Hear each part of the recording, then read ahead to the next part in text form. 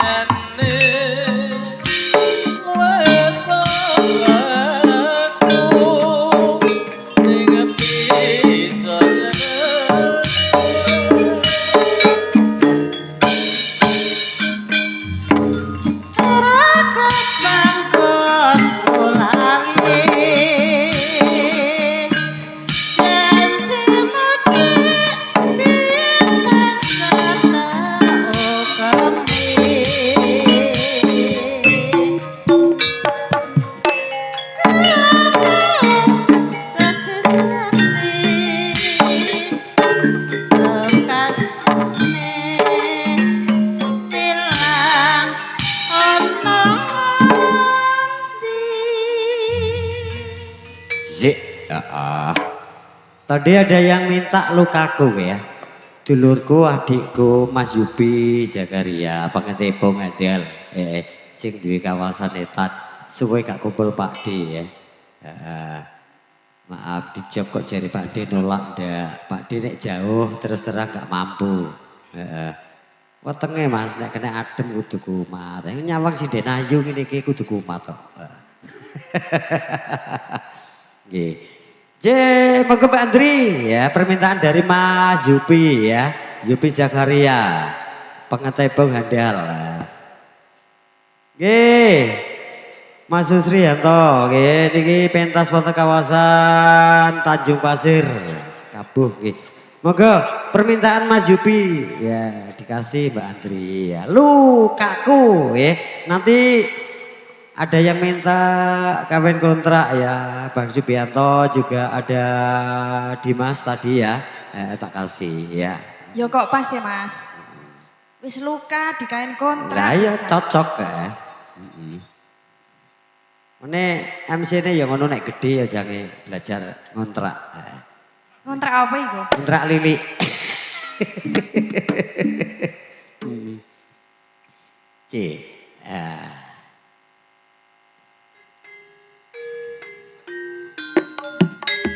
Ani aja, terima kasih Mas Ervan yang punya Qatar Ngimbang. Bu Ida, Mbak Lita, salam Pak DOJ. Ini dia, Mbak Lita sama Mbak Ida. Iya. Ya, Mas Irfan, welcome Mas Alak. Yang mau request silakan. Agung PM, welcome. Akun palsu. Ya.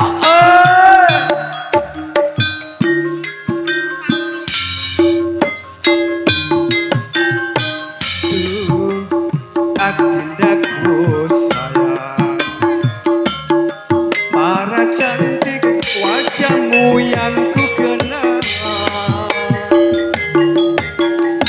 tak akan hilang walau di negeri orang. Cintaku hanyalah adik yang ku sayang.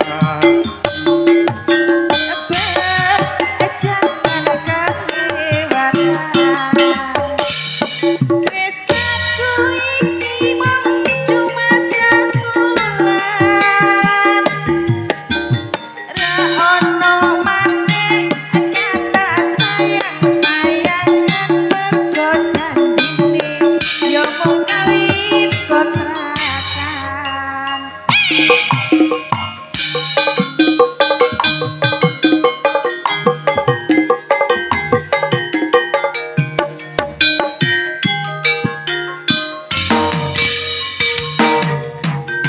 Terlanjur cinta mati digoyang ku sayang. Izinkan cinta ini ku perpanjang. Tak ada lagi istilah kawin kontrakan. Berapapun emas kau minyakan, ku bayar kontan. Pelaksanaan kawinan ijab kabul kumandang sliramu tangisan terharu aku nyawang akhirnya aku jatuh cinta tenanan. Cintaku ini hanyalah untuk aku.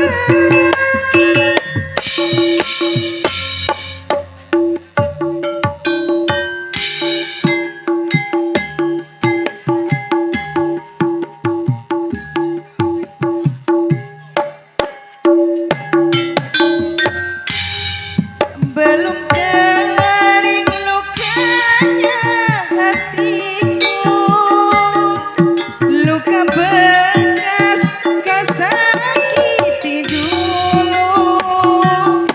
Tapi kini engkau kembali memohon mengharapkan cintaku.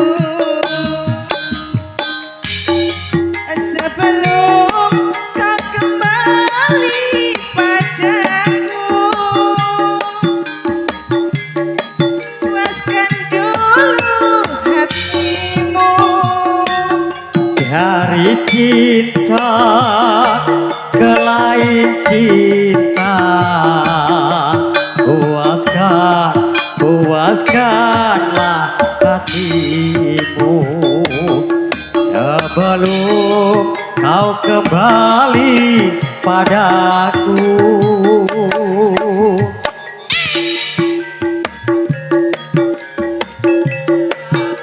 Olehmu kasih pengganti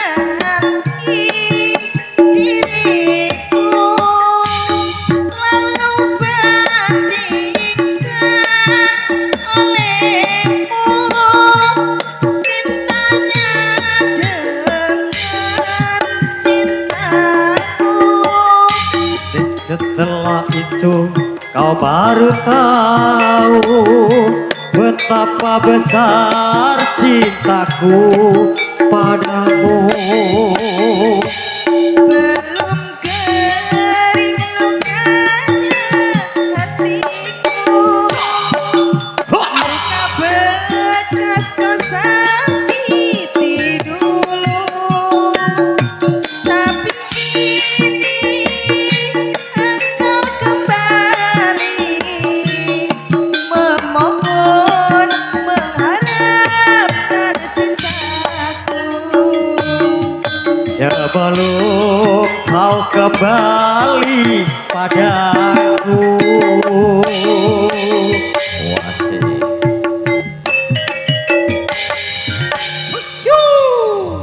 Wih, masih bersama Wahyu Budoyo. Tambah sore, tambah gayeng, tambah adem.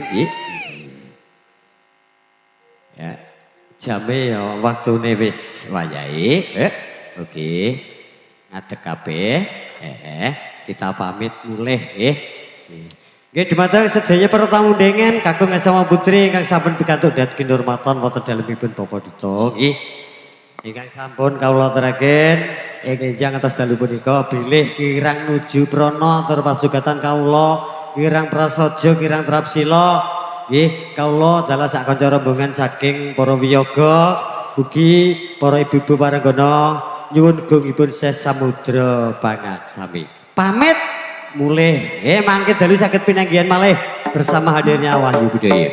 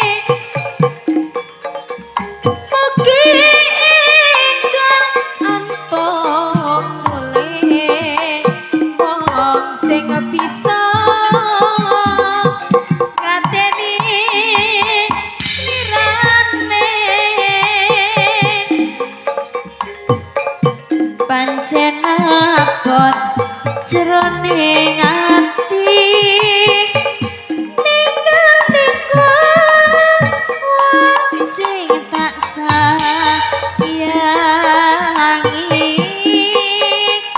nanging badhe kados pundi yen kawula sadar mong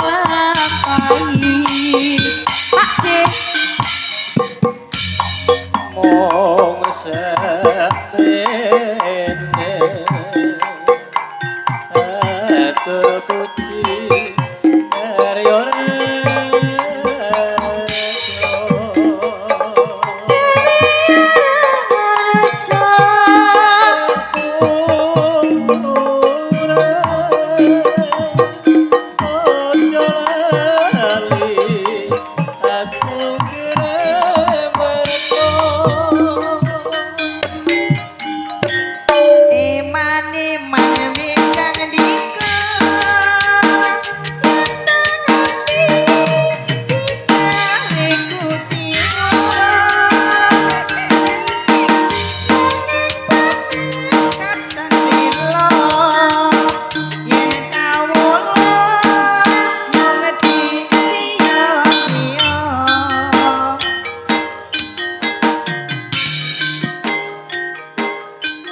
Ya itulah tadi salam perpisahan kita.